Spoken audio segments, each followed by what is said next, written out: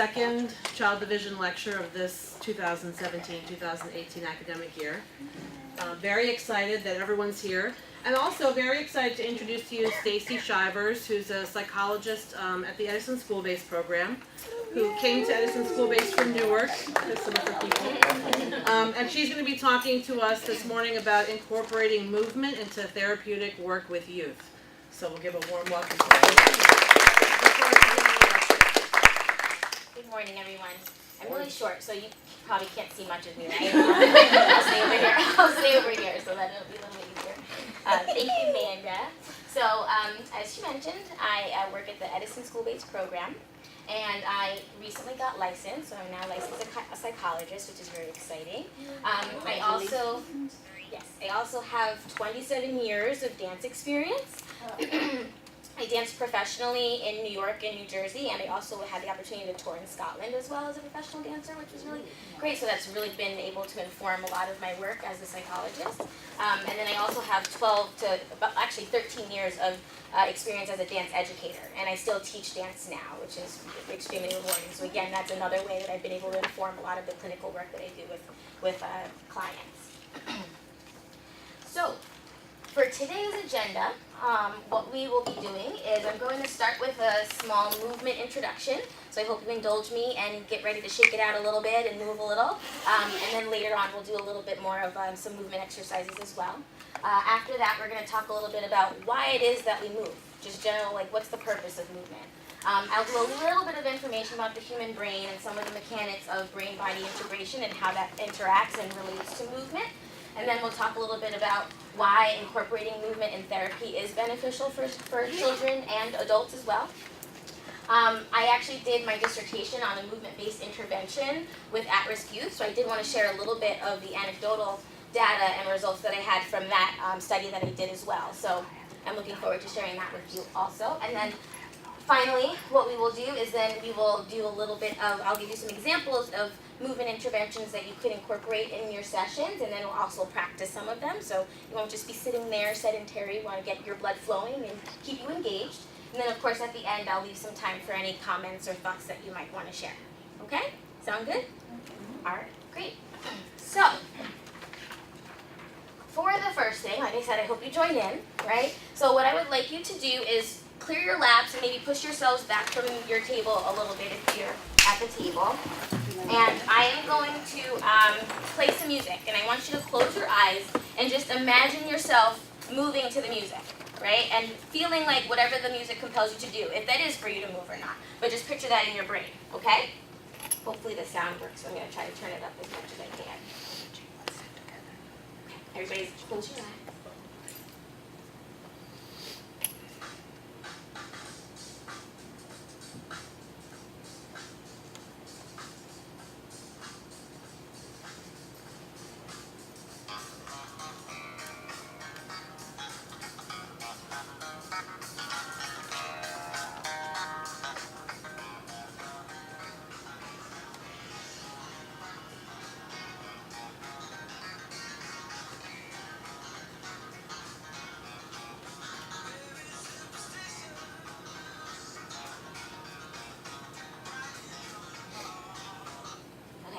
Open your eyes. Now before we talk about it, we're going to do a little bit more of an exercise. So this time I want you to stand up. And you can keep your eyes open or you can close them, but I want you to do the same thing. This time without picturing yourself moving, I want you to just see what happens when I turn a different song on. See what happens with your body, whatever it's so inclined to do, okay?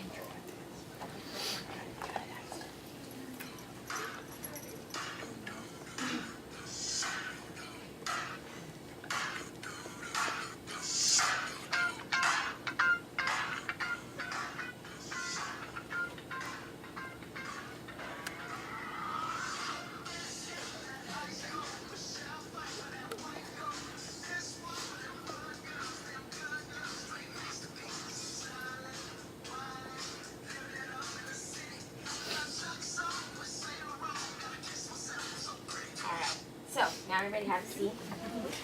Now, just tell me a little bit of what that experience was like for you. What did you notice? I like the first one a lot. Okay. So you were more inclined? A little comfortable with the first one? Anything else? There's warming up on the second one. Ah, it was warming, Yeah, exactly. the first one. Did you notice anything about how it changed, how you're feeling this morning? Did some of us come in a little groggy and now we are feeling a little bit more energized, alive, maybe smiling a little bit? Now you're thinking, oh, this isn't going to be a boring presentation. I hope it's not, right? So those are things that I think are important. I just wanted you to get that experience so we can see what kind of music, what the impact that music can have on us, and then also the impact of how movement can change a little bit of our interactions and how we're feeling, okay? We'll do a little bit more movement a little bit later. So, first I would like us to talk about a little bit about what is movement. So if I were to ask you to define what movement is, what would you say? How would you define that? Don't be shy. I think it would depend on the setting Okay, where you are. yeah. Can you say more about that? Let's see. Movement, and this is just off the top. Sure, absolutely. Like in a correctional facility, movement could mean people moving from one place to the next, like Mhm. prisoners moving from one place to the next. And put everyone on standby to be alert Right, and cautious. exactly. Absolutely. Anything else? Anybody else want to define movement in their own words? Changing positions or moving from point A to B. Right. Exactly. Anyone else? Yes. Putting your body into motion for some purpose. Great. Right. Now, if I were to ask you, what's the purpose of movement? Some of us already said that, for some purpose. Anything else about why it is that we move? What do you think? What's the function of it? We don't want to stay where we are. Right. Literally locomoting. Exactly. Going somewhere else. Escaping, maybe. Expression. Absolutely. Eventually you get hungry. Yes. Excellent. Excellent. Wonderful. Wonderful. So, the literature defines movement as the physical displacement of the body in time and space that is used to convey emotions, intentions, and needs to others. So essentially, it's the body's capacity to be mobile, no matter how big, how small, in a way that communicates how we're feeling, but also what we may need from other people. So, some things about why it is that we move, which some of you mentioned already. So one is to explore. So movement plays an essential role in the development and communication from early beginning of life. So from the very start of trial and error explorations, the preverbal child moves. It's stretching, it's reaching, it's grabbing, it's crawling, walking, right? All these things to try to explore its surroundings, but then also to sort of understand what they're feeling like in their body. So that's one important reason for movement. This one is pretty straightforward, right? For physical fitness and exercise. How many of us go to Zumba? How many of us go to the gym, right? Sometimes we just put on music and we dance around the house or boogie in the shower a little bit, right? All of those things, it just makes us feel good. It gets our blood flowing, it gets our heart pumping. It's a way to kind of just activate us. I'm going to put these two together to regulate and connect with our bodies and for mental clarity. So the way that I think about this is we're all very busy professionals, right? So how many times do we sit at our desk and we're writing a ton of notes, or we are like researching things, or we are working on presentations, right? And then sometimes we just get so mentally fatigued that what do? Right? We move. So it even could be, even if we're not getting up, we might circle our head, we might roll our wrists, crack our knuckles a little bit, right? We might stand up and stretch or stand up and walk. So it's a way to kind of rejuvenate us and to help us then refocus, because after that we are typically ready to jump back into the work and sort of be able to focus all over again. The other one is for emotional stability. So oftentimes after we move, we're feeling a little more calm, right? A lot of times if we're dancing even, it elevates our mood, it makes us feel happy. So especially for dancers, I would say, it really is a way to regulate and to help make your emotionality be a little bit less off kilter and kind of help ground you and help make you feel a little more comfortable. To express ourselves when words are insufficient to describe our experience. So I think this is a big one definitely for therapy, which we know is that a lot of times, even for younger kids too, sometimes they just can't articulate how they're feeling. And so they need to do this through movement. And we see a lot of that in anger, right? With these temper tantrums that they might be having or throwing of objects. But I think another way to think about it too is not just when it's insufficient to express what we're feeling. I think that we use movement a lot to emphasize what we're experiencing. So how many of us use our hands when we speak? I'm always very dramatic, right? And it sort of brings a lot of attention to helping people really understand where we are in that moment and get a better sense of what exactly it is that we are trying to articulate and how important it is to us. And I think this is an important factor in when we're even teaching social skills to young students and young clients, because we tell them to not only pay attention to what people are saying, but to how they're saying it, to what their facial expressions, how their face is moving, what their body language is telling you as well, so that you can really pick up on those cues a little bit better. So movement is important in that respect.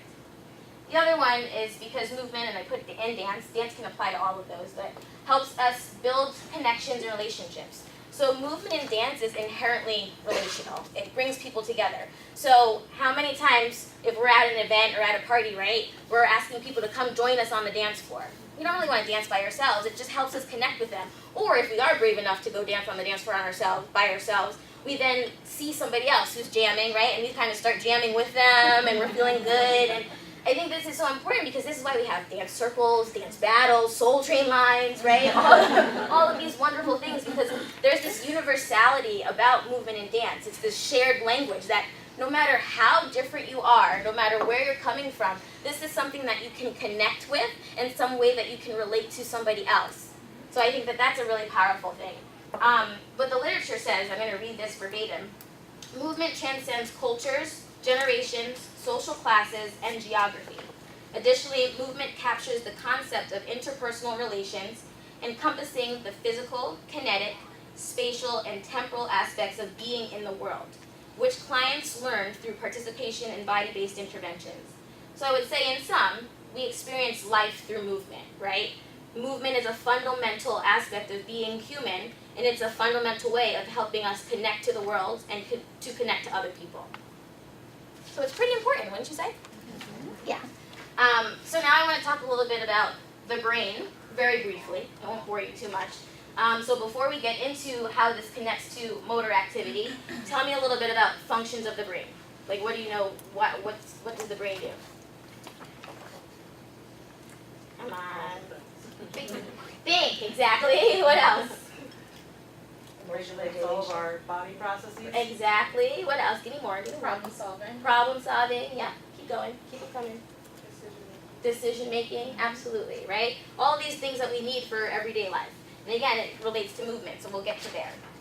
So, just to define what the brain is, the human brain is a complex organ organized into systems that facilitate sensing, processing, storing, interpreting, and reacting to external and internal information.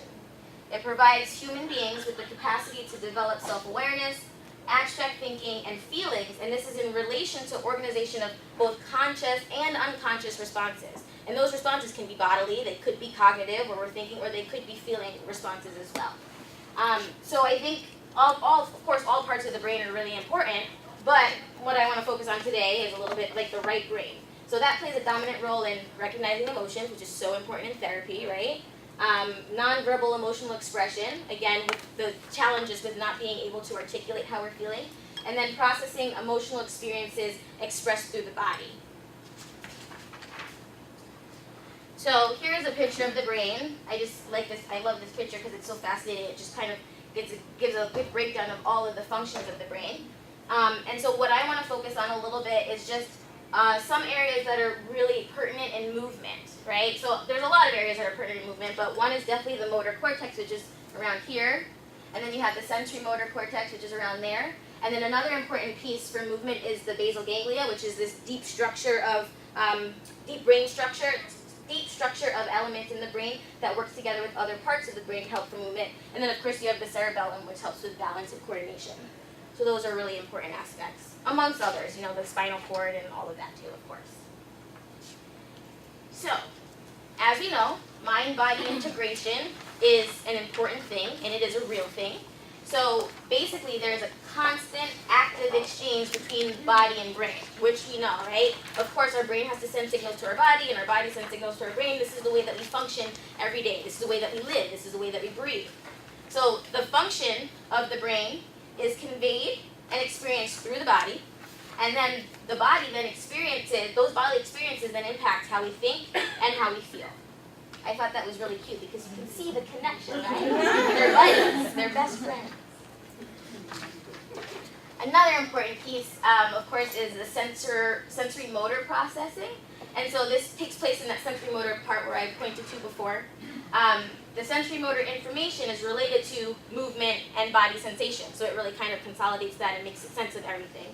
It includes the processing of physical changes in response to experienced sensations, alterations in breathing and muscle tone, and defensive movement patterns, so like running away, cowering, those kind of things. It does much more, but those things are really related to a lot of movement. And then, so basically it plays a fundamental role in the body's capacity for processing incoming information. I think one important thing with the sensorimotor process, did you like that? That was kind of clear. With the sensorimotor processing is, we know this also from CBT, right? So how we think and feel impacts our behaviors and our sensations that we're processing, but then it's also the other way around. So those body sensations and how we feel and think then impact what we do. So, something else that I would like to talk about with the brain is top-down processing versus bottom-up processing. So, people have heard about this before, right? So when we talk about top-down processing, that is initiated by the cortex, that higher level thinking, right? So it's how we conceptualize things, how we reason, how we problem solve, make decisions, all of those higher level functions that we need to be able to go throughout our day. Now bottom-up, that is governed more by the sensorimotor and emotional realms. So basically, it's like automatic response. So we get these cues and immediately we're just kind of responding because of the bottom-up processing. So it's less regulated in some respects. Now the bottom-up processing is important because then it develops into the top-down processing. But for those of you who are familiar with this, which ones do you think most adults use and which ones do you think most children use? Yeah. Adults are top down. Exactly. Adults use this, and then children use this. But I also think it's important because no matter if you're a child or you're an adult, if you have trauma experience, you're using that bottom-up processing a lot more, right? Because with trauma, what we know is that it changes the neurobiology of the brain, right? And then it also kind of makes us then become a little dysregulated and have a harder time with processing incoming information. So then we kind of automatically start to respond to those emotional and sensational cues that we are getting, which makes it harder for us to pause and stop and then tap into that cortex so that then we're able to better process and make better decisions, right? So why is this important, right? I'm not just talking about these brain processing for no reason. I say this because in a lot of psychotherapy approaches, there's an emphasis on this top-down process, right? There's an emphasis on this, let's think about your thoughts and let's think about your feelings and then we'll talk about it and then that can change your behaviors, which is great, but a lot of times when you're working with kids, they have a hard time tapping into that. When you're working with traumatized individuals, they have a really hard time tapping into that. So when you use bottom-up approaches like movement-based interventions or body awareness-based interventions, that really helps them be able to tap into gaining more control over that bottom-up approaches so then that they can then start translating and using the movement, channeling more of those top-down approaches. So this is something that I find extremely fascinating with the brain. Have people heard about mirror neurons before too? Perfect, great. So with mirror neurons, the term is used because these are parts of the brain that reflect observed movement patterns, basically like a mirror, onto an action that is completed by an individual. So essentially, if I do this with my arm, there's neurons that are activated in your brain, and then because you're watching that movement, and then if you were to do the same movement, those same neurons would be activated in your brain as well. So it's literally like a mirror that's being connected and tapped into as you're doing these different things, which I think is really interesting. And the fact that because these activations of the neurons are happening both when we're observing and when we're performing the movement, that shows you that it's both motor systems and sensory systems that are being activated and that are being used for this for these mirror neurons to be active. So, mirroring provides evidence of neuronal activity between the prefrontal cortex and the limbic system, so that's another important piece of it, right? So even though we're getting the motor and the sensory aspects, it's really connecting that top, the cortex, the prefrontal cortex, where we have all those important functions, along with the emotional aspects too, our emotional responses. And so that relates to empathy, right? So empathetic mirroring enhances emotional understanding and reflective functioning through activation of mirror neurons. So basically, you're sharing an experience. So even though you might not know exactly what kind of emotion is elicited from me doing this, but there is an element of you being able to connect to my experience of doing that, so then that you can sort of feel it on your own, and then feel it as you then decide to copy, or not copy, but just from observing it, so then that you have that empathetic relationship that's being built. So mirror neurons are activated in both the participants, allowing for movement and affect to be experienced for each person. So, enough about the brain. I told you it would be brief. So now we're going to talk a little bit about why movement in therapy, which may be self-explanatory, but I'll dive a little bit deeper into it. So, there is budding interest in the development and use of therapeutic models informed by developmentally based psychoanalytic relational concepts. So remember we said movement is relational, so it then makes sense that this is what we're starting to research more. Neuropsychological data about brain structure. Again, we just talked about how the brain functions and how it relates to movement. So of course, we would want to research this more also to see how it can impact the way we're working with our clients. Observations of psychosomatic expressions of bodily experiences. So how are they experiencing that affect somatically, and then how are they then translating those bodily experiences into their behaviors and actions. And then of course, the relationship amongst all these factors on symptoms that they're presenting with, right? So how then are they presenting with their anxiety, with their depression? How is all of this related? And then how can we sort of help to address this in their treatment?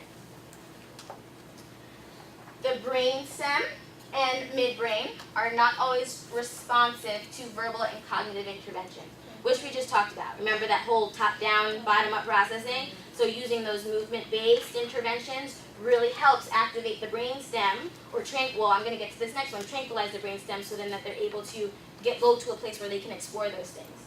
So research suggests that action and movement are essential modes of treatment intervention for children and for adults having a hard time managing trauma or anxiety or depression. But I think what's important is that Bruce Perry, have you heard of Bruce Perry before? He's a very, very famous, very brilliant man. Bruce Perry, he talked about that movement and music are examples of interventions that tranquilize the brain stem via appropriate levels of stimulation from patterned, repetitive, and rhythmic activity. So that, again, this is so important. So going back to those that might be experiencing trauma, there's such a dysregulation in what they're experiencing, and again, that neurobiology of the brain has been affected. So by doing some movement interventions, you're able to tap into that lower level of the brain so that it can help them regulate and essentially calm them down. Movement can have a regulatory effect, which we just said, and help reorganize the neurobiology of the brain. Now, similar to Bruce Perry, Peter Levine suggested that the use of rhythmic movements, as well as music, art, and group interactions, can have a restorative effect on maintaining equilibrium. So again, this is all kind of just going back to what we said before. So in a lot of therapeutic interventions, which I think this is changing more with mindfulness and how that's really starting to build and grow and be incorporated into a lot of work, but essentially there are some approaches that pay less direct attention to the patient's relationship with and their experience in their body. So when you're incorporating movement in therapy, then you really are having them make a better connection and understand the kinesthetic experience that they're having in order to help them then be able to know and acknowledge and recognize what their emotionality is, what their emotional state might be. Movement-based therapies foster emotional well-being and help clients create symbols that represent their mood and their affect. What I think about this is a lot of times in some CBT work and other therapies, we might have the client draw a picture of what their anger looks like, or draw a picture of what their sadness looks like, and that's symbolic for them, right? And then we move there with helping them process that. You can do the same with movement and dance. So having them act out or dance out what that feeling might look like. What does their anxiety feel like for them? and symbolize that so that they're experiencing it in their body, and then have them do something, whether it's throw it away or have them move it, shift it somewhere else, so that they're experiencing it in different ways in their body, but then also altering, and they have more control then of where that anxiety is feeling and what they're doing with it, if that makes sense. So the relationship between movement and emotion is reciprocal. We said intense affect arises from self-directed movement in the same way that movement can reflect emotional states. Movement-based interventions emphasize the idea that emotion is embedded in movement. Essentially, they go hand in hand. We move, and there's always some element of affect that is there with us, and then vice versa. Affect then causes us in some way to move as well. Movement encourages the conscious tracking of bodily experiences. So this permits the body to become a source of emotion regulation and integration. And it promotes change in emotional and bodily experiences by focusing on the corresponding nonverbal experience. Sort of what we talked about with my example with anxiety before. So, what does movement help with in therapy?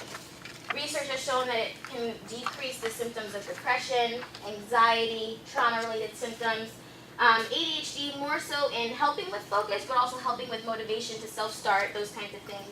Eating disorders decreases aggression and can decrease stress. And then improvements are in self-esteem, communication skills, recall, body image, and overall quality of life. So I'll read a little bit of, there was a journal article in the Arts of Psychotherapy that said dance therapy had a significantly positive effect on the symptoms of depression, which is up there. There's also, in terms of a dance therapy intervention in a violence prevention program, there was not only a decrease in aggression, but then there was an increase in pro-social behaviors and actively making sure that those communication skills and those relationships are being built.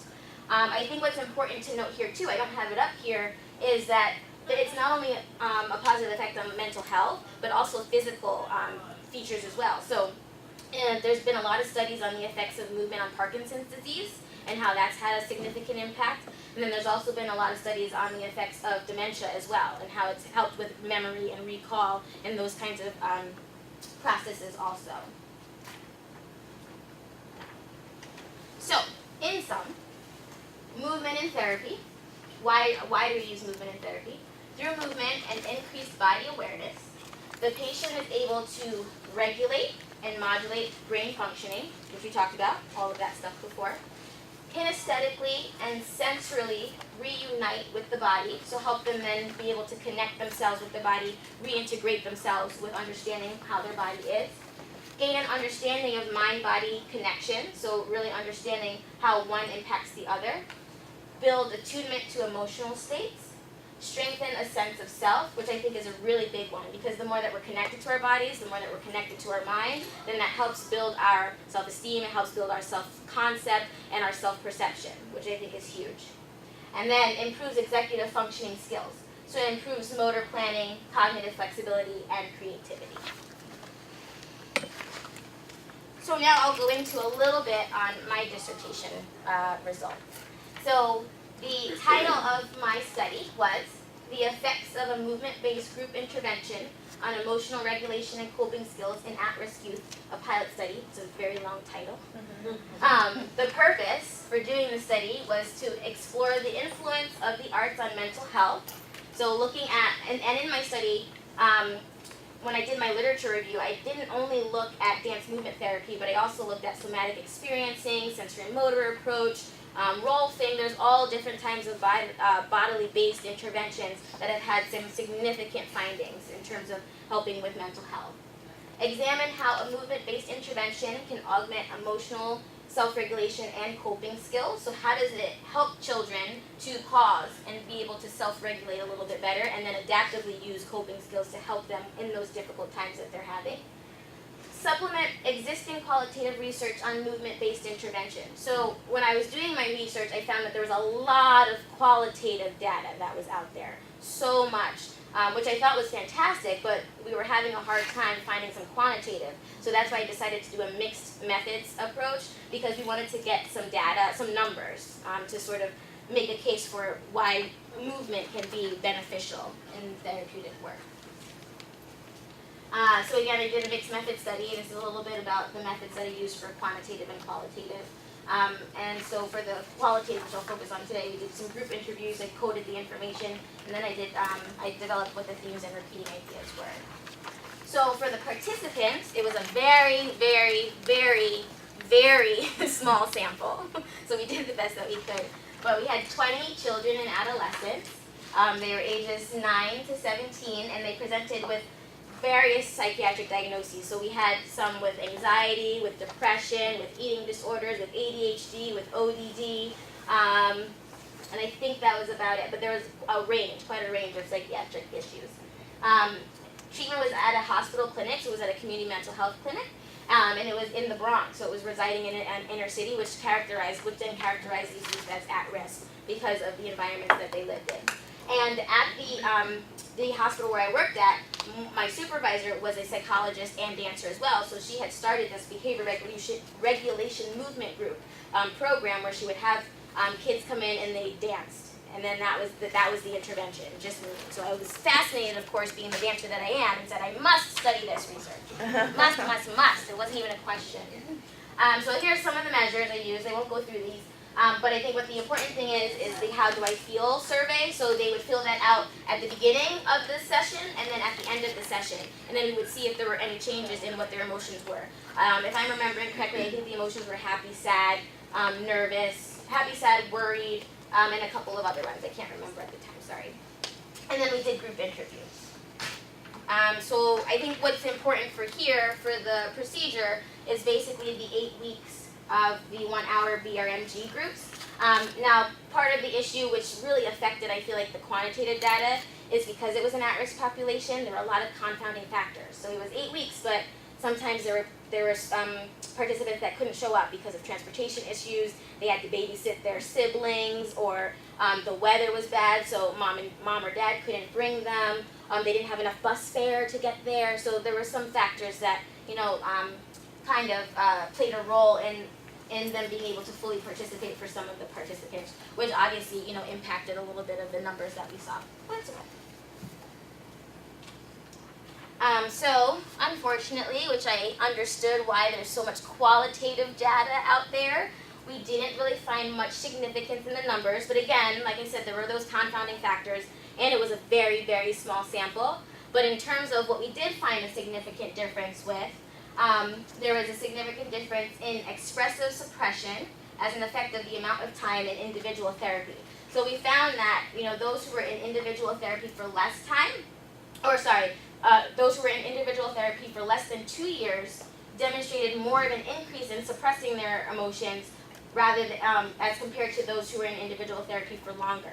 So to us, this suggested that those with less experience and time in individual therapy were more likely to conceal their emotions in a method of emotion regulation rather than actively attempting to change those emotions and doing something proactively to help them.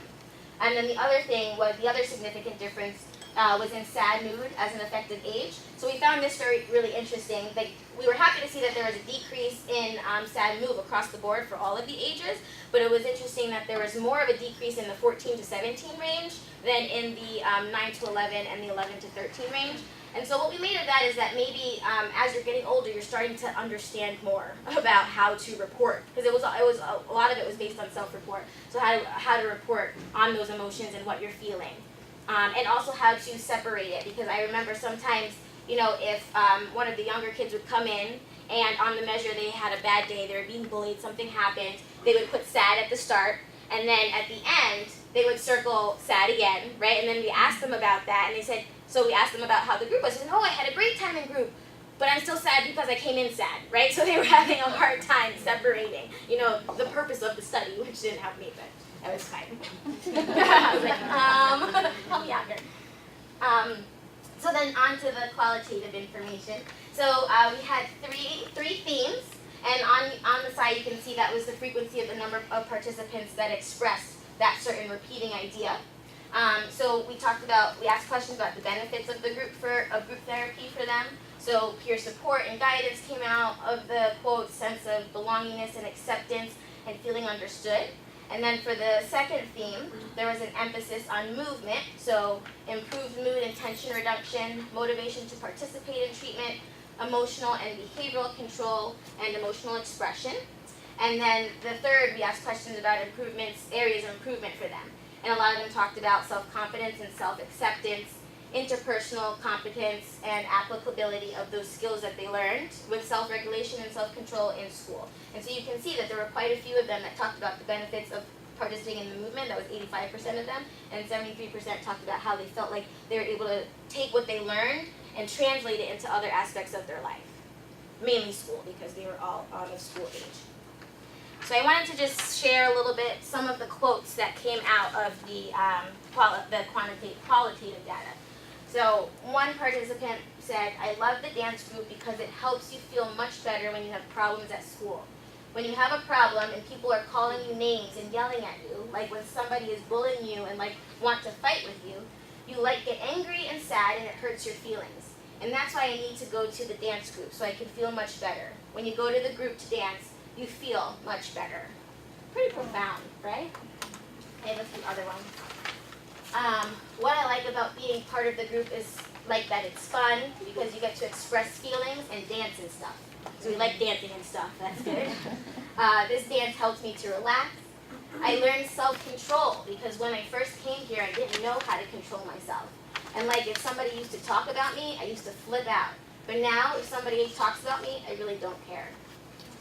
I like the way we express ourselves within the dance and how we have fun. Like for me, I sometimes have problems expressing myself by words. So I kind of like express the way I'm feeling either through poems and through like music. I kind of like finding new ways to actually express myself, and dance is another way. And I have learned how to express myself a bit more. And then there's just a couple more. I learned to be a little less self-conscious. I've always been self-conscious about my dancing. Like one time, someone teased me about my dancing, so I didn't care because now I know that I'm a good dancer. Kind of like not being shy of who I really am and trying not to be somebody that I'm not. Kind of like just being my regular self in the outside world, and if they don't accept me for who I am, that's their problem. It's dance. It's, meaning dance, made me more confident. So what do you think about those? Isn't that incredible, right? I was like, yes! It is effective. That's great. Okay, so what can we use movement for in treatment with our clients? So we can use it for assessment, right? We can sort of get a better understanding of how they see themselves. We can get a better understanding of how they're relating to other people. We can get a better understanding of where they are emotionally, where they are in terms of self-control, all of those things. So it really can be used as a great assessment tool for helping to then treatment plan a little bit better. A little bit more, I mean. We can use it to help increase body awareness and control. Definitely. Again, depending on if you're working with some clients that are traumatized or those who have ADHD, right? They really need to learn how to control their bodies. So that's another way where you can use exercises to help with that. Improve boundaries in personal space. So developing spatial awareness is key, right? Because a lot of times we have kids that are bumping into other kids or they're like talking with their faces like this up to somebody else. So that really helps too with helping them reconnect to their bodies and helping them relate to other people. Then they're able to then take a step back and say, whoa, whoa, whoa, am I too close? Yes, back it up, that kind of thing. Foster better interpersonal interactions and development of relational skills. Absolutely, as we talked about, dance is inherently relational, so that can help with that. Improve mood and emotional expression. We've talked about that a lot. And also play and explore. I really see that there's a lot of similarity in play and movement when you're doing work with children, and again, adults too, because in play, you're able to let them just explore whatever they're doing, and then you get a really good sense of their inner world, what's happening with them, what kind of experiences they're going through throughout their life. And I think dance in a lot of ways is synonymous to that, because you can really just sort of look at what types of things are happening within them, and then that can help you then help them explore other avenues or other methods of going about certain situations. Some other things, of course, movement can build strength and stability. It can help with processing challenging emotional experiences. So you can kind of use that as a jumping off point to really dig deeper into some challenges that they might be experiencing and talk about some issues that they might have a hard time dealing with. Modulate energy. So I think this is important too because it can modulate energy in both ways. So if you're having a child that has a lot of energy and they're very hyperactive, you can use a calming down movement exercise to help bring them back to a place where they can really then think about what they're doing before they act. But if you also have someone that's kind of depressed and anxious and that energy is really low, you can do a movement exercise to help activate them a little bit more, to get them more engaged and more open. Education about the body, of course, so we can learn about the body. There's isolation activities so that they can start to learn where are places that they're feeling tension, places that they may not have been aware of before. Promote self-discovery, which I think is important, and of course, improve self-esteem, right? Help them feel better about themselves and what they can do. So, let's move a little bit, shall we? So, the first thing I want to talk about in terms of using some exercise is, of course, yoga, right? Yoga is a big thing. And if you want, I have yoga pretzels up here and a yoga book that you can look at or you can pass around as we go. So with yoga, what are some of the aspects of yoga that are important?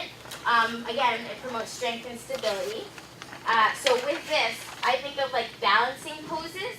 And so with the balancing poses, you can really help them kind of tap into what their strongest self is. And with yoga, there's a lot of imagery that is used. So when they're tapping into what their strongest self is, they can then use this imagery to help with their thought process and then help them feel better and more supported as they go on to try other balancing poses or other types of, or dealing with other situations if you were to do a role play or something of that nature. It promotes flow and of breath and body. So I think this is really great because then it can really help as a relaxation strategy. You can, again, with using imagery, you can literally have them picture while they're doing a pose, the air current moving as they breathe, take a deep breath in, it's going through their body and hitting each point from their head down to their shoulders, down their back, down to their feet, and then coming up the front of their body so that they're taking the time to pause and use that breath as a way to help them relax and to help them calm down. It definitely promotes focus and attention, so that's kind of related to them focusing on their body a little bit. And then it promotes feelings of empowerment and believing in yourself. So using positive talk, I think one really important aspect of it is when they're doing especially challenging poses, having them articulate, I am strong, I am enough, I believe in myself, I am in control, those kinds of things. So then the more that they're saying it, they're also then hearing it, and then they're internalizing it a little bit more. So, let's maybe stand up and do some poses. Show me what you've done, Jack. So these are some examples, right? We have Mountain Star, Warrior, Warrior 2, those kinds of things, and I have them here. Some examples. So I figure what we could do is let's just start with a simple mountain pose, right? So mountain pose, you're here, you're standing with your feet centered right under you. Yes. Grounded, and you put your arms on your heart chakra. We can do it this way. And I want you to close your eyes. And as you do that, take a deep breath in and exhale. And what you can do is, and what I sometimes tell the client is, picture yourself enacting or thinking about someone that you feel like is really strong. And that could be yourself too. So picture yourself as that person. Now that person is sort of, their bottom of their feet are like a tree trunk, right? They're pressing into the ground, nice and firm, so that you're feeling sturdy, you're feeling stabilized, and you're feeling in control. Now you can also, another image is to feel like that person is holding their hands on your feet to help you activate their energy of being strong and being supportive. And you do that as you take another few breaths in and exhale. And now as you do that too, you want to feel control in your hands. So you're pressing your hands together, feeling a little bit of the tension as the palms and the energy of the palms are pressing, and then you can still keep your hands connected but release that tension a little bit. Good, and feeling the shoulders press down into the floor. Nice. Okay, so that's one. Now I want to do warrior. I want to do a little bit more of a challenging one, so you guys spread out a little bit. And so warrior, let's do warrior 2 here. So you really have to, again, anchor your feet, put your feet out to the side. And then what you do is you turn your front foot to face one way and your other foot stays parallel. Good. And then you bend into your front knee. And you put those arms out and you're reaching, trying to touch the side wall. Exactly. Yeah, let's get cozy. This is good. This is like a real dance class. Right? And from here, because this is warrior, this is a really great place for you to start using those mantras, right? Those positive thoughts. So again, we would start with channeling that strong, supportive self or that other person that helps give you support. And take a few breaths here.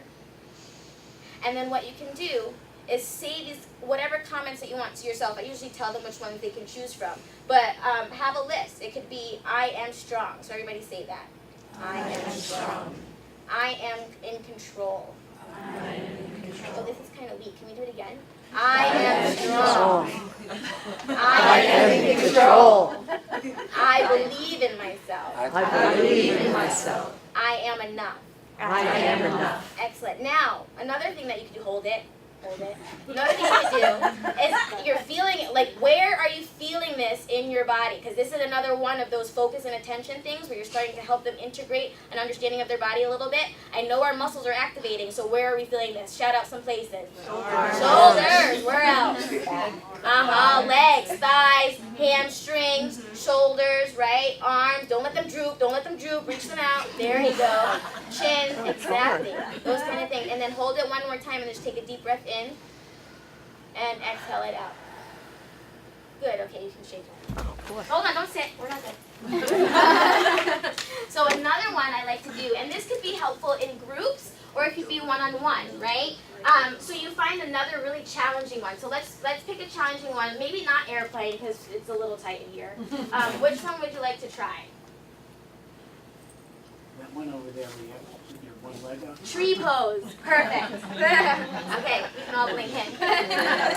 So tree pose. So one thing, first of all, let's just try it all together, right? So we start parallel. Again, feeling that strength and that support.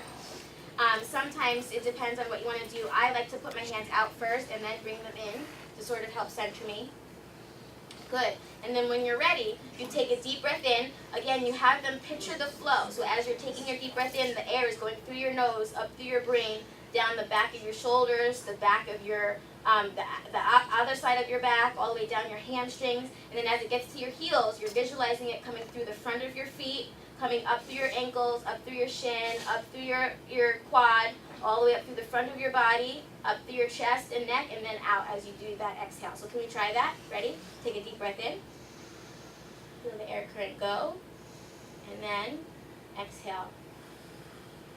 Good. Now get yourself ready to set up for that tree pose. Balance it. I can do this in heels. Good. Now come down. Awesome.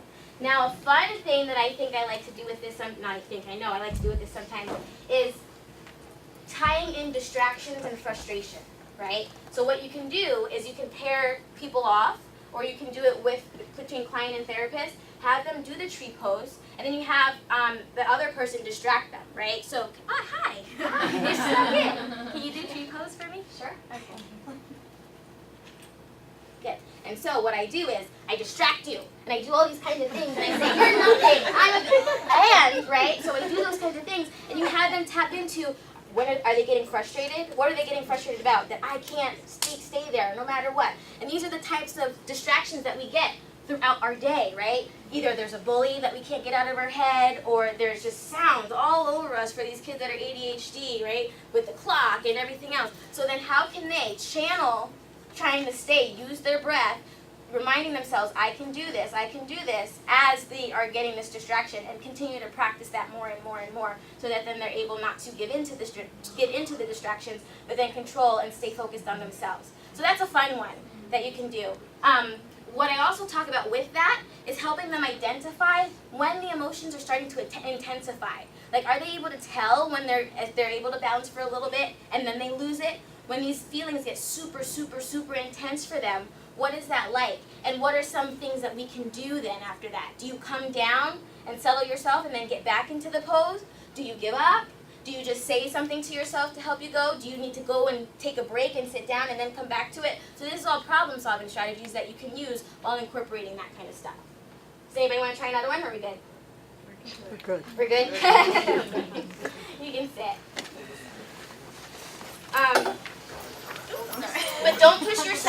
the table yet, because we're going to move a little more. Yeah, we're doing more movement. So, mindfulness, as we mentioned, mindfulness is a really big thing, right? It's something that's being incorporated a lot. So tell me what you know about mindfulness in general. Being present here and now. Sorry? Being present here and now. Yes, being present in the here and now, absolutely. Anything else anybody want to share? Without judgment. Without judgment, absolutely. And so with mindfulness, it really does help. And it's actually been being incorporated in a lot of schools. I've been hearing that more too, which is fantastic. So you can do some mindful movement exercises. And these two I actually got from a mindfulness training that we did at the Edison School-Based program, which has been fantastic. So we're going to do the mindful standing one, right? So the way that I explain this to them is we kind of talk to them about how many times do we stand and sit in a day? Like probably so many that we can't even count. But we never really pay attention to what we're activating or how we're doing it. And so what the goal is for this exercise is you have them, and I'm going to ask you to do this, you have them sit facing forward in their chair. And then what we're focusing on is just being present and focusing on the standing. That's it. And so what you're going to ask them to do is you have them slowly, as slow as they can. And this is going to be different for everybody, right? Because we're all individuals, we're all different, we move at different paces. But have them slowly stand up and see what they notice. Do you feel tension in your body? Are you feeling tense or relaxed in any certain place? Are there places that feel light? Are there places that feel heavy? Are there places that start to shake or start to get activated a little bit more? Have them then dive into what that experience is like for them. So can we try it? Okay. So sit there. Good. And also, I think this is great too because then you're also helping them activate and understand a little bit of weight shift, which is a big thing in dance, is learning how to shift your body and paying attention to the weight shift of your body a lot of times. Okay, so are we ready? I'm just gonna say go and you take your time, right? There's no race, there's no rush. Just do it and then pay attention to what that experience is like. Okay? And go. As slow as you can.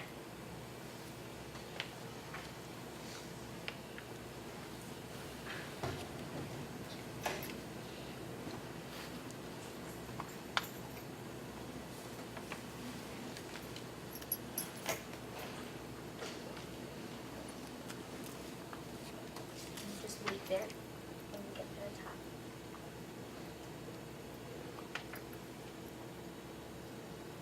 Now I want you to do the same but sitting down. Okay. As slow as you can.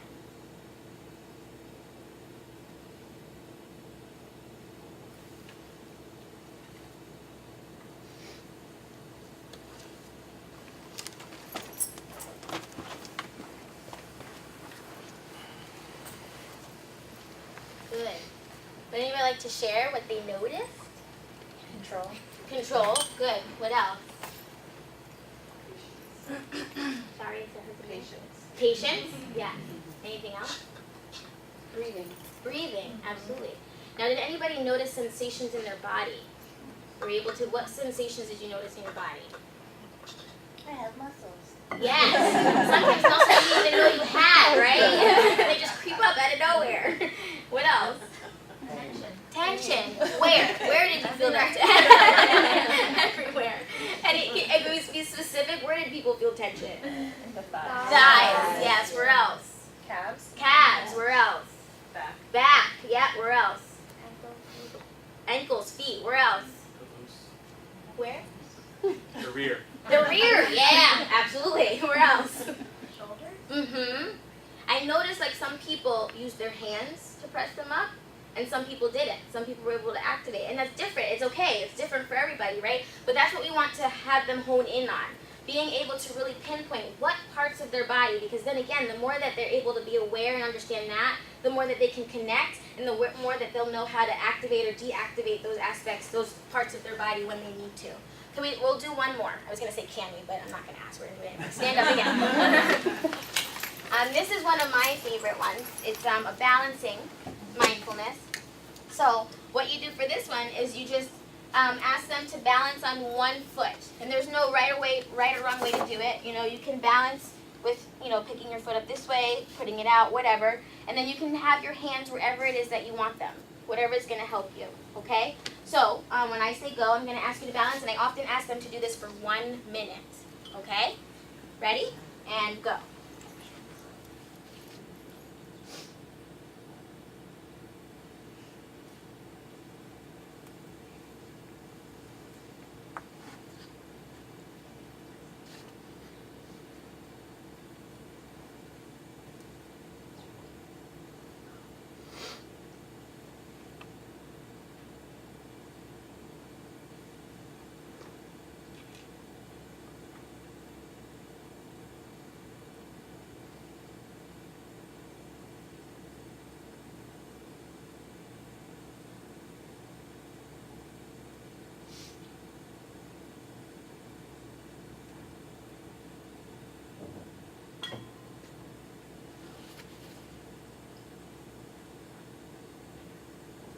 Okay, I'm ready to stop and shake it out or stretch it out if you need to.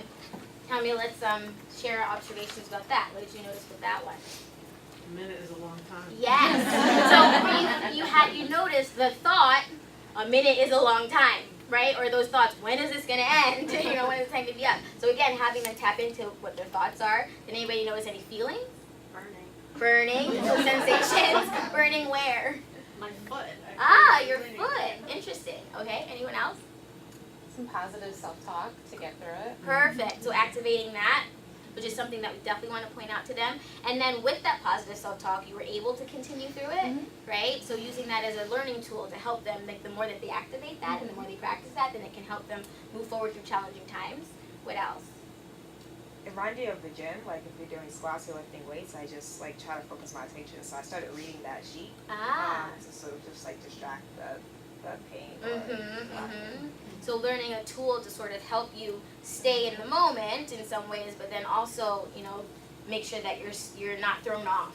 Okay, good. Anything else? Yeah. I rotated my ankle and it was a nice feeling. Ah, nice. The one that was Like a out. stretch, yeah. Exactly. So then that also then seems like it may have taken your mind off of some of the tension that was in the other foot. Great. So again, noticing those certain aspects. Okay, you can have a seat.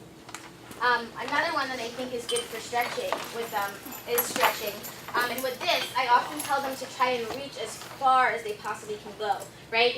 And then if they go that far, I say, now go even farther. Because then that helps them and they're surprised as to how far they can actually go because they thought that they might have stopped. And you can relate that to when they're feeling like they can't do certain things in school or at home or they can't manage things, is that we're expanding ourselves through the movement of stretching, but it's symbolic of how we're seeing ourselves and our capacity to be able to handle certain situations. So then you can relate that to helping them be able to build a better self-esteem and a better self-perception, knowing that they can then tackle these situations or these certain issues if they just extend themselves a little bit more.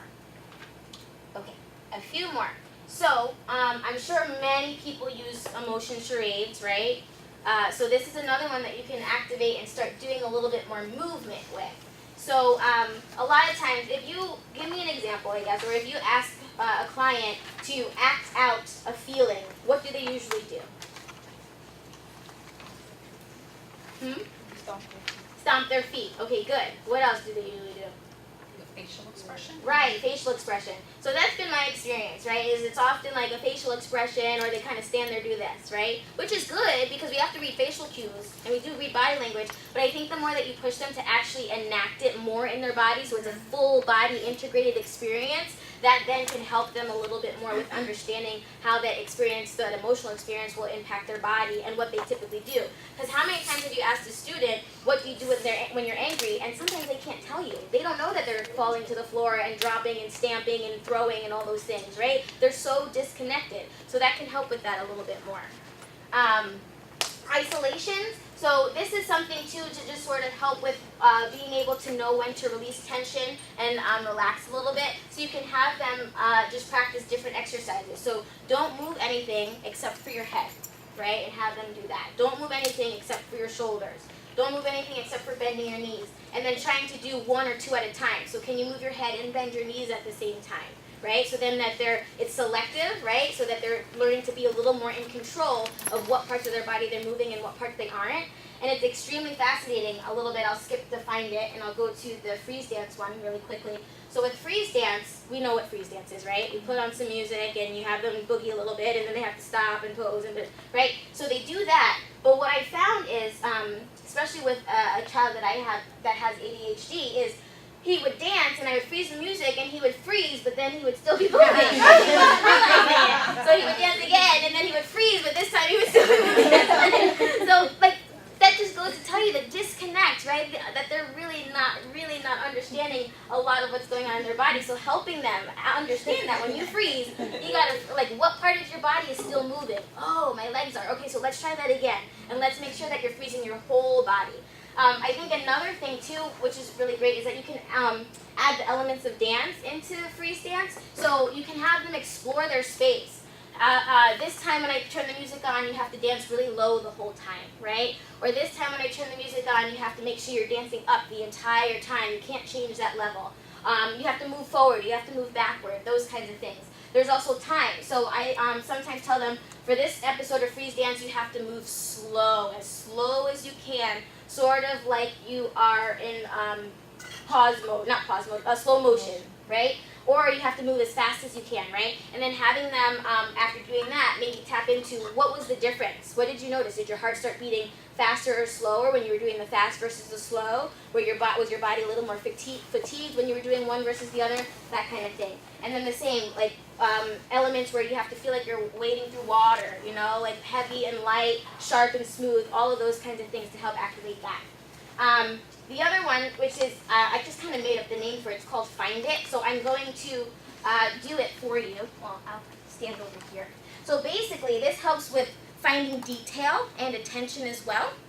So what you do is, you have the client or the group of the clients sit there, and they have to pay attention to one person, and they have to figure out what body part that person is moving. So you ready? I'm going to do it. Index finger on your right. Good, right? I know it might be hard for some people to see, so I'll do another one. Ready? Exactly. So it's a fun game to help them sort of learn how to really focus their attention and be able to pinpoint a little bit. Okay, and so another one is when we talked about mirror neurons, right, is mirroring. This one is fun too, and it's great, and we can try this with a partner.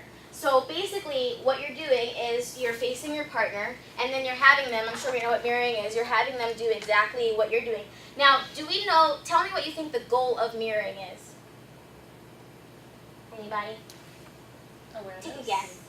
Awareness. Awareness, definitely, absolutely. It's definitely awareness, and it goes back to that empathetic mirroring that we were talking about, so really understanding and being connected to what someone else's experience is. Now, when you do a mirroring exercise, what the goal is to be so connected to that person and to be so one with what their experience is that if someone were to come into the room, they wouldn't know who the leader is and who the follower is, right? So you guys are literally moving in sync, moving in unison, so that you can really see that, okay, this is the person that I'm connected to, and this is how I'm really being able to make that build that relationship. So can we pair off? Find a partner to mirror, and if anybody needs me to be their partner, I will mirror with you. Does everybody have a partner? You can do it standing or you can do it sitting. That's totally fine. And so, when I say go, I want you to someone be the leader, so pick who the leader is going to be, right? And when I say go, I want you to mirror. So the leader is obviously going to start, you're going to follow the person. And then what I'm going to do is I'm going to ask you to switch, okay? And then I'm going to do something else, but it'll be a surprise, I won't tell you. Okay, you ready? Okay, go.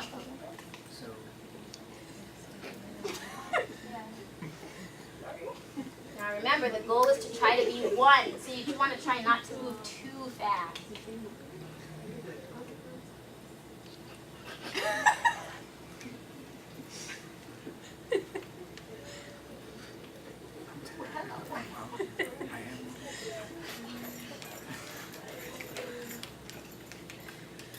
Okay, now I want you to switch.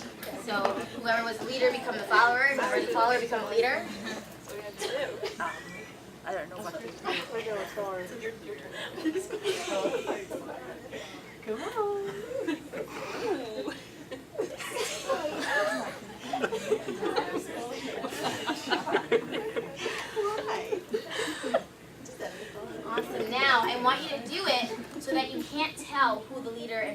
floor is. Yes, mine. So you're both working together so closely that it's hard to tell.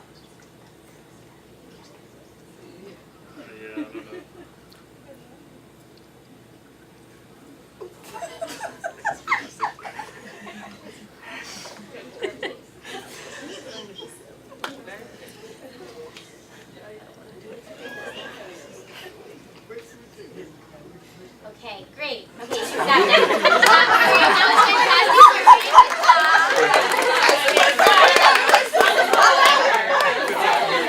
So tell me, what was that like?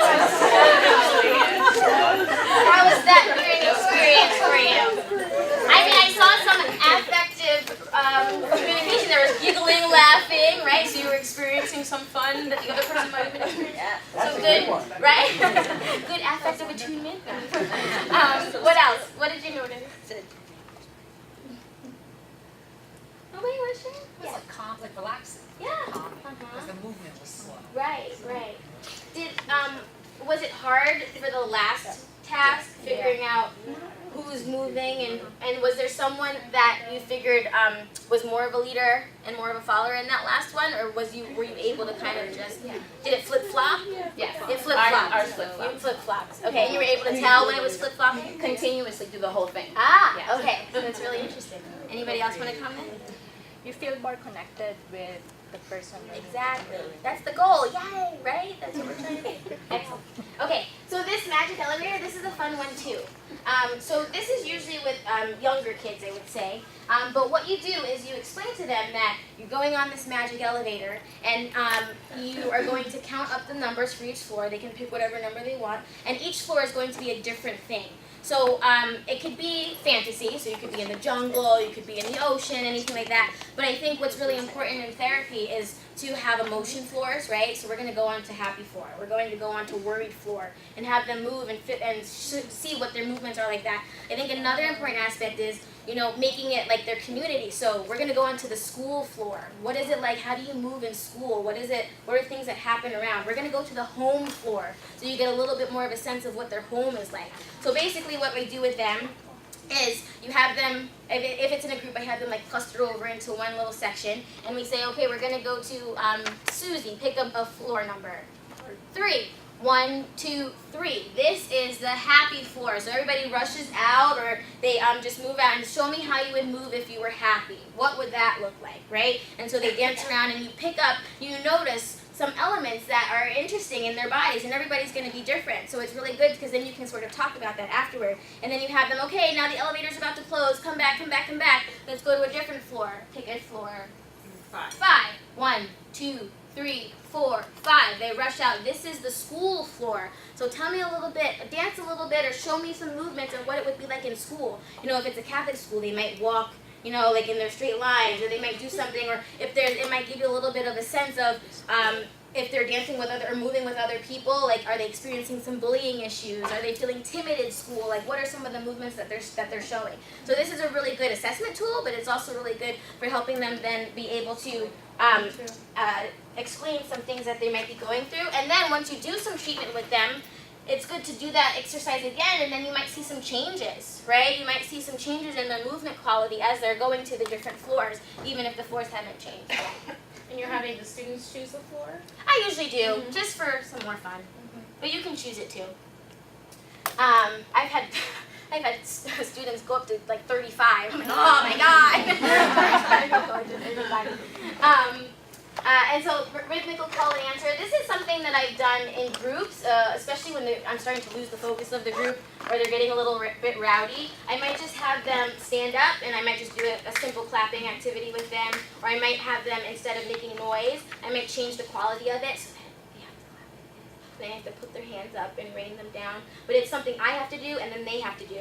What's really interesting is you also see some coordination difficulties with some of the kids as well. So then you can sort of use that as an adaptive approach to help them learn how to coordinate a little bit better. So you might want to slow it down so that they're feeling a little bit better about picking up whatever the call was for them to be able to answer it. Does that make sense? Okay.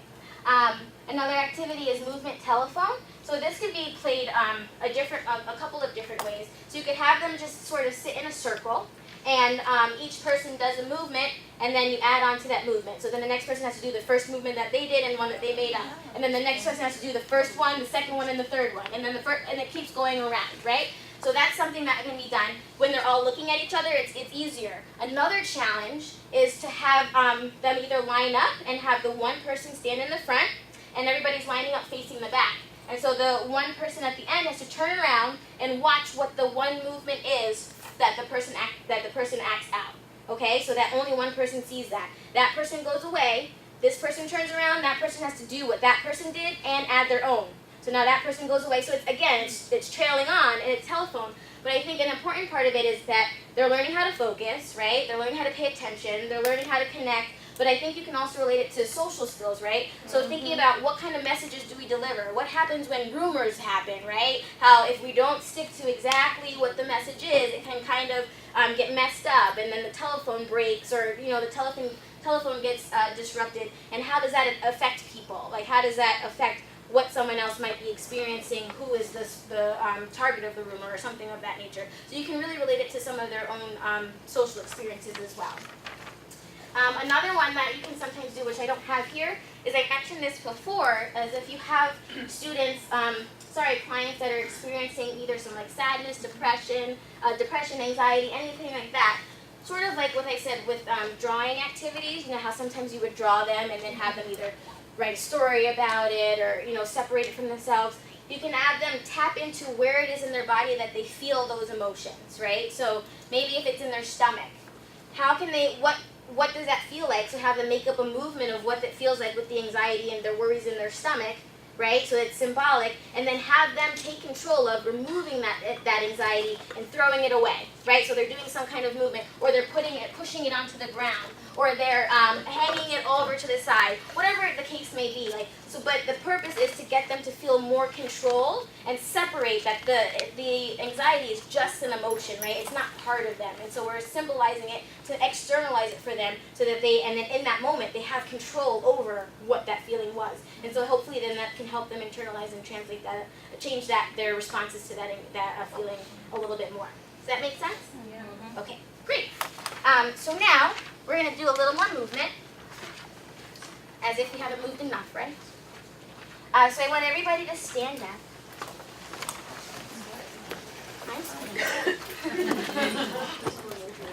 Okay, so I'm going to try to have this right here if I can. So what I want you to do, this is just an experience to help us connect to our bodies a little bit more. So I'm just going to put the music on, and I want you to close your eyes, and I want you to just listen to my voice as I direct you with what to do. And this is not going to be the same for everybody, right? It might be a little different, but whatever my direction compels your body to do, that's what I want you to act out, okay? To move out. All right, so everybody close your eyes.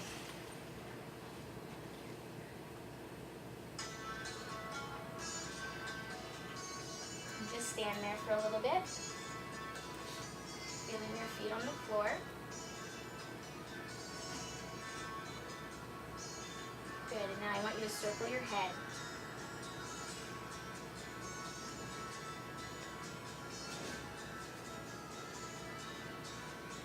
Good, and circle it the other way.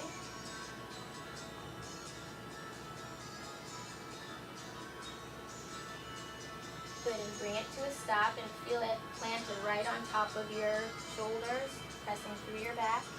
Good, and this time you're going to bring both of your shoulders up to your ears. Good. Feel what that experience is like for you. Take a deep breath in while you're there. And as you exhale, let the shoulders roll down your back. Good. And let's do that one more time. Shoulders up to your ear. And hold it. Take a deep breath in. And when you're ready, exhale and let those shoulders roll down your back. Good. Now what I want you to do is slowly raise both arms up to the ceiling, however you want. Good. And feel your arms reaching past how you think as far as they can go. Good. And feel the energy in your fingers, whatever that means to you. And slowly press your arms down, however you want to do that. Good. And one more time, bring the arms up slow.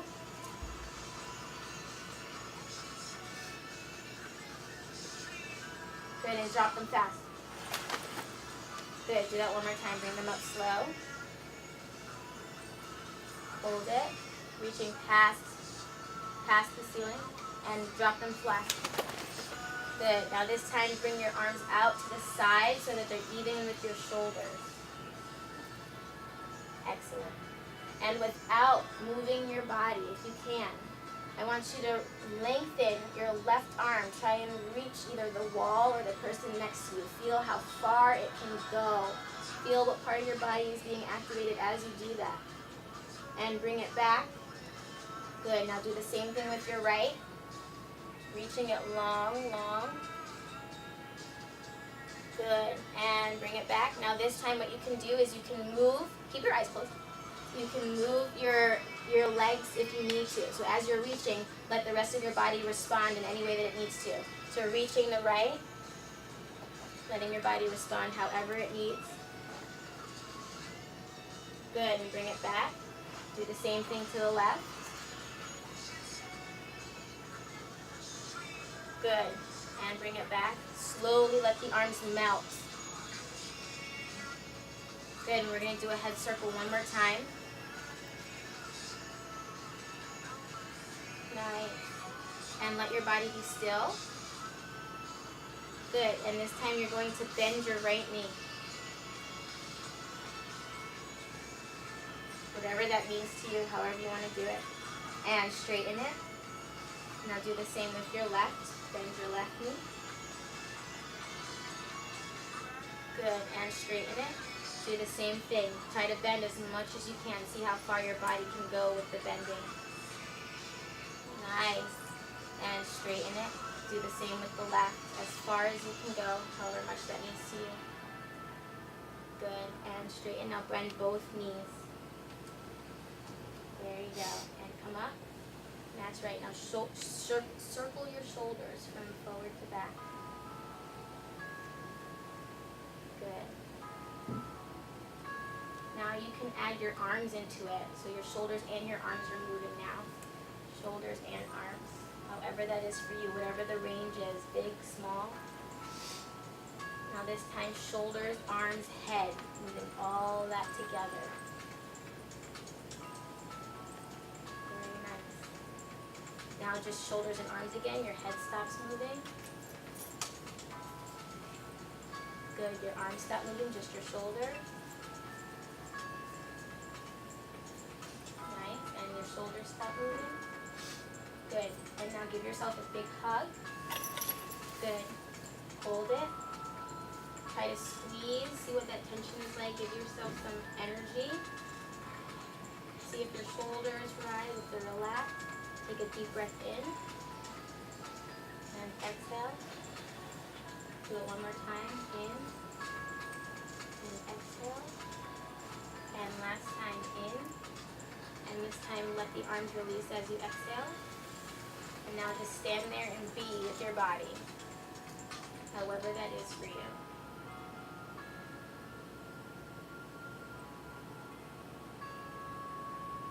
Body may be still, you may be moving.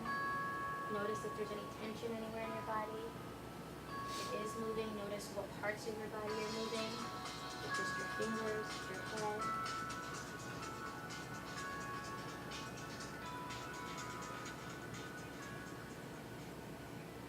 Okay, and start. Alright, have a seat. Does anybody want to share an experience about how that was? No? I feel like we should do that every morning. I know, right? Maybe some people do. I feel like I should do that Right, every so morning. why do you say that? Because I think it was relaxing and energizing at the same time. Exactly. Right? You release muscle tension. Mm-hmm. It's calming, Mm-hmm. Right? centering, Exactly. and all those things are needed. Right? Everything. Absolutely. Great. Thanks for sharing that. Okay, so I just want to wrap up with a few of my favorite quotes here. So the truest expression of people is in its dance and in its movement. Bodies never lie. It's by Agnes DeMille. She's a famous dancer and choreographer that was with the American Ballet Theater and on Broadway. Movement is a medicine for creating change in a person's physical, emotional, and mental states. It's Carol Welsh. She is a somatic therapist. The body says what words cannot. Martha Graham. She's a famous modern dancer. Movement never lies. It is a barometer telling the state of the soul's weather to all who can read it. Despite our apparent reliance on elaborate speech, many of our most important exchanges occur simply through the unspoken voice of our body's expression in the dance of life. Peter Levine, the psychology doctor. The two most important phrases in therapy, as in yoga, are notice that and what happens next. Once you start approaching your body with curiosity rather than fear, everything shifts. Professor Andrew. Those are my references. And comments, concerns, or questions? Yes. All of you. I just want to say thank you. I mean, I really appreciate your, not only your style of presentation, but the way you combine, right, like research and, information along with the practical experience of actually doing the movement so that people can use that with people that they're working with. Great. So I appreciate the integration of both of those things. Thank you so much. Thank you. I like the fact that you could use some of the techniques with the young child. You don't get a chance to see that often in a presentation, so thank you for that. Yeah. I like the fact, I think what's important is, doing the movement so you know what the person is not experiencing. Exactly. So it was nice to practice it so that when you try to use it, you know what that person is going to feel. Right. And So it's different to learn it, but then when you actually Exactly. do it, then you know how the person Right. feels. And it's good to then know what to look for, right? Anything else? I love the compliments. Keep them coming. You're pretty. Oh, thank you. I think it's the fact that you made therapy fun, so for those kids who are resistant to coming in because they think it's just talk therapy, this is a different approach for them, Right. so it's great. Right. And it still can incorporate the talk therapy too, right? Like it's just a way to sort of foster it and help bolster it a little bit more. I'd like to know when you can come down and do a dance group with our kids. Sure, anytime. Let me know. I'd love to. I think one of the things that I was really aware of was how much tension I had in my body, and then realizing how it might be impacting me. So I think that that's something that might come up for some of the clients. Absolutely. Absolutely. And the youngest of clients too. Sure. Yeah. Anything else? Well, it was my pleasure. Thank you so much for listening and for participating. I really appreciate it. Up here, I have some books if you want to look at any of them, and the yoga pretzels over there. So, Thank you. Thank you.